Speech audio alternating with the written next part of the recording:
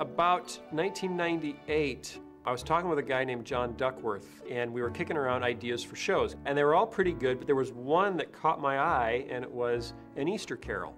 And it was just a couple of lines, but it said Ebenezer Nezer, runs a factory making plastic Easter eggs, but his perception of Easter is as hollow as the empty plastic eggs that come out of his factory.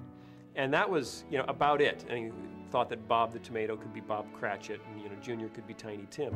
And God blessed us, everyone!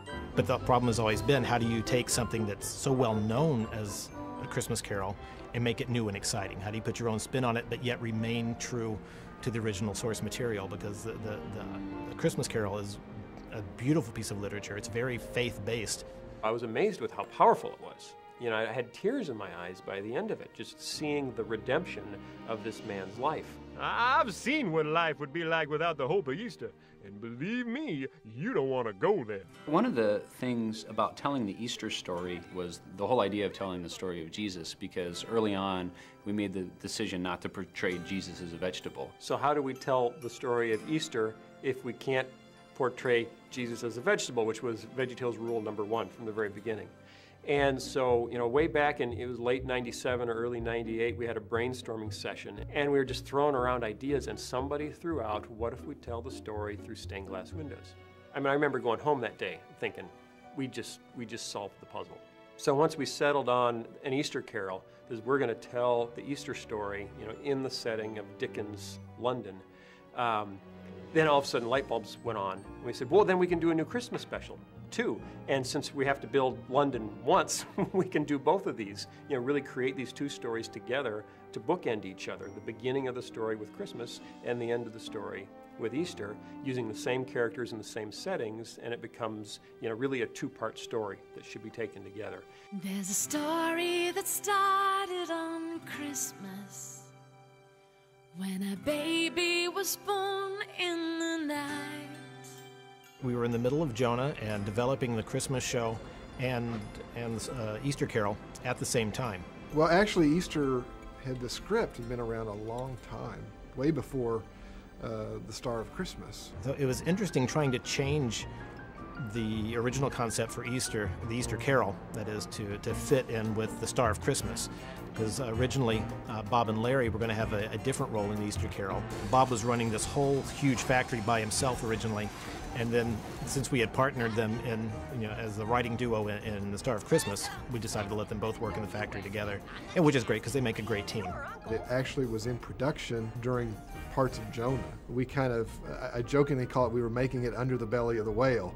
I think probably the Easter show had more animators working on it than any other show that VeggieTales has ever made, including Jonah. What? In a nutshell, there would be guys that did the first layout on the shot, so we determine all the camera angles, how we're going to view that shot so we can plan it. And then the animators will animate the characters and the bucket that they're in, for instance, and things like that. And then we turn it over to the effects guys, and the effects guys will go through that shot and add the explosions, the fire, the brick material flying out in every direction, and just put that all together. Oh, we made it! When we came up with the idea to tell the Easter story through the stained glass windows, it occurred to me that the best way to do it, rather than just with a dry narrator, would be to do it in song. Then that song became vitally important. If the song was really going to tell the story within the story, that was the reason for the whole thing, it needed to be more than just me, Mr. Lunt warbling away. We had also settled on the idea of a music box angel. This little angel character that would come to life out of a music box and be the visitor.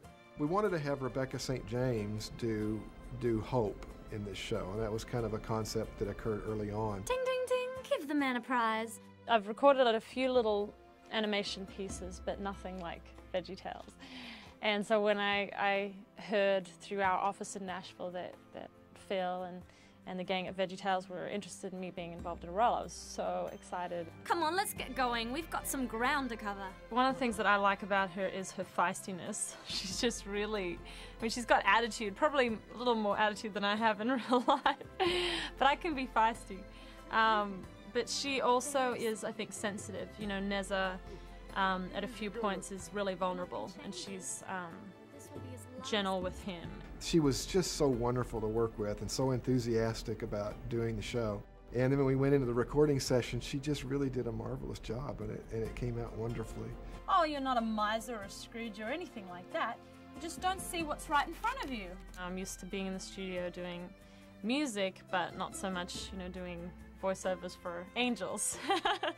So it's a very new experience, but very exciting experience. Your worst nightmare. Oh, I've always wanted to say that. You're the visitor. Ding, ding, ding. Give the man a prize. Perhaps you aren't as dense as they say. Because we were setting this in England, and she's an Australian performer, she could do the accent without having to fake it. I could really rely a lot on my Australian heritage and Australian accent, but I really had to kind of pull out a lot of British accent as well, and it was very fun because it's really going back to my roots. There's a line in the movie where I tell Neza that he's a first-class stinker, and I really love that because I can pull out the English-Australian accent and just kind of get really feisty with it, so that's my favorite line. Rebecca is very intuitive in delivering emotion with her songs. That was the way I communicated with her, not to try to tell her exactly how to say something, but what emotion she needed to convey. This is the heartfelt moment between you and Nezer. Okay. Take it when you're ready. It is really fun being another character and really trying to pull out, you know, of your own experience and then of other voices that you've heard what that character needs to be. It's a very fascinating process. They're talking about the hope of Easter. The hope of Easter changes everything. It's a very, just a very intimate Christian message. And so it's actually a little special to everybody that worked on the show. Easter is the story that's closest to my heart that I've done since I've been a Big Idea. I think just because it's so incredibly deep in its faith orientation. It was a very careful line to tread because we've got vegetables speaking about something that we hold as eternal truths, and you have to balance the silly and the sacred, but I think we pulled it off. I really do.